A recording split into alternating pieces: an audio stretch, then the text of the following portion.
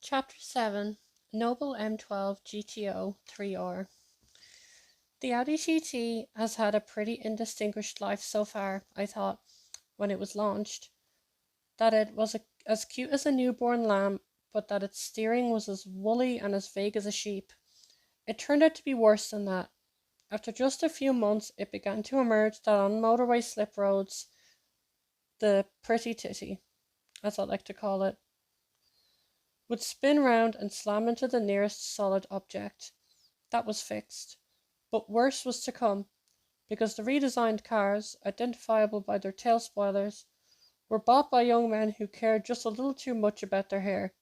So, while it might not be quite so hell-bent on actually killing you, it would murder you socially by making you look like an estate agent. Try to inject some new life into what's quite an old car now. The Audi recently fitted the 3.2-litre V6, which is a good thing, and two gearboxes, which makes it rather jerky around town. The idea is that when you select, say, third, the second gearbox prepares fourth, making the change almost seamless. Apparently, each shift is done something like 0.001 of a second, saving you 0.03 of a second every time you change gear. You might think that's an awful lot of bother fitting an extra gearbox just to save a 30th of a second, but after this week, I'm not so sure. Last Sunday, I caught an afternoon flight to America and spent until 1 a.m. filming in Detroit.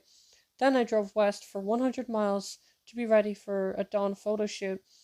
After that was over, I filmed the new Ford GT40 for Top Gear. It's very, very good. And caught the overnight flight back again. On Tuesday morning, I raced home from Gatwick, wrote 3,000 words, quickly, because there was a school meeting that night, and on Wednesday, I needed to write 2 television scripts, before flying to the Isle of Man for 3 filming days.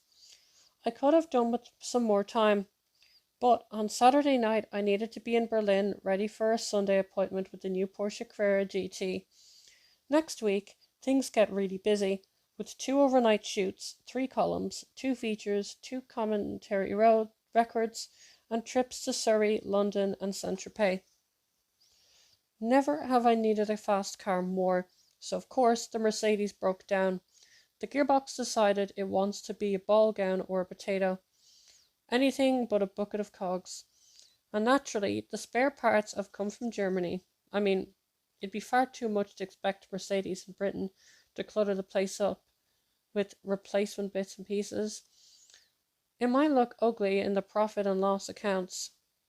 That's why I've been in the Audi, and on balance, I must say I like the new gearbox is to help with the horrid steering and the cherry wood chassis and the estate agent Bauhaus styling. Every second counts.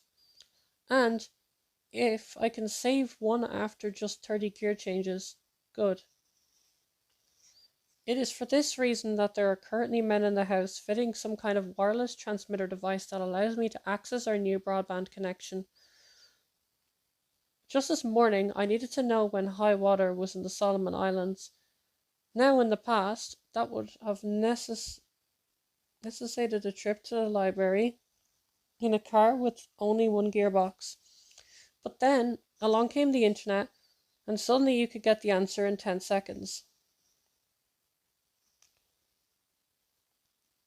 But now, 10 seconds is an eon. With broadband, I can get the Solomon's title charts in 1, leaving me time to download Gary Rafferty's new album and have a spot of virtual sex with a young lady in Kiev.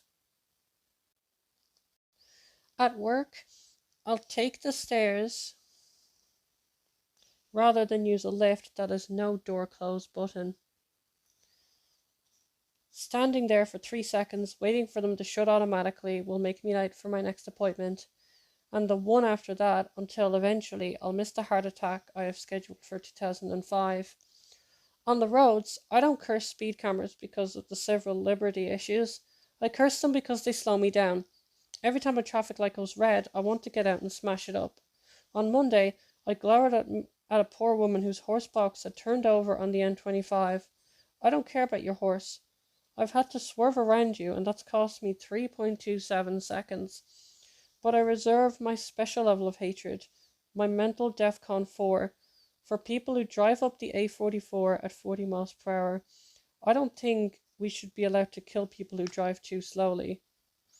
It is never right to take a life, but I do think we should be allowed to torture them a bit. Saw their legs off, maybe, or shove a powerful air hose up their jacksies. 40 may have been all right in 1870, but it's simply unacceptable now. If all the world did 40, it wouldn't work anymore. This week, however, I found a woman coming up the A44 at 30, and I went beyond incandescence into semi-catonic state of pure rage. My blood turned into acid and fizzed. My heart was filled with hate. I very nearly followed her home, just so that I could burn it down. but there wasn't time, and to make matters worse, the pretty titty didn't quite have the oomph to get past.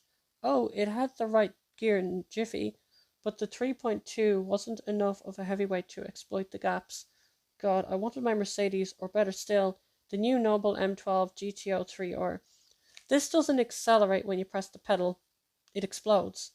In the time it takes an Audi to select a gear, or the SL to gird its considerable loins, the lightweight Noble has added 10 miles per hour to its speed.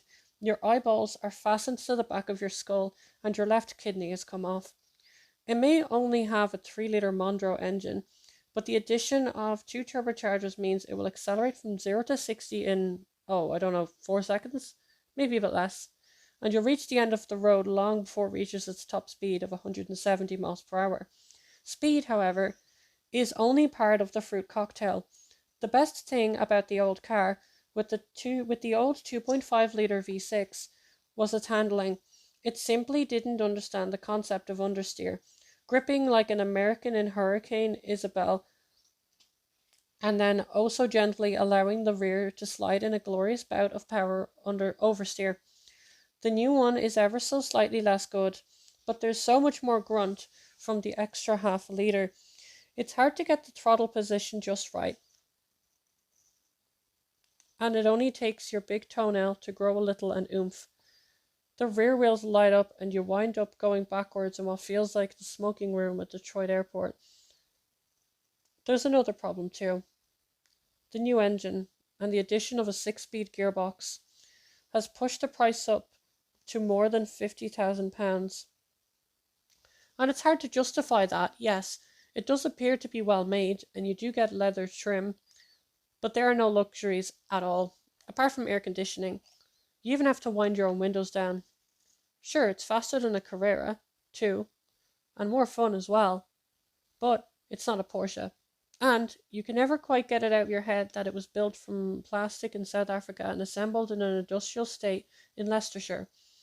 I sort of don't mind though, because it's just so very, very fast, and very, very pretty, and who cares if it doesn't handle quite as well as the old car. Coming second to that would be like coming second to Tom Jones in a singing competition. The boss of TVR has referred to the Noble as South African three-wheeler ever since its suspension broke in recent autocar tests, but that shows he's worried about it, and rightly so. TVR has been doing this thing for 10 years, and nobody has thought to help themselves to the slice of a cake.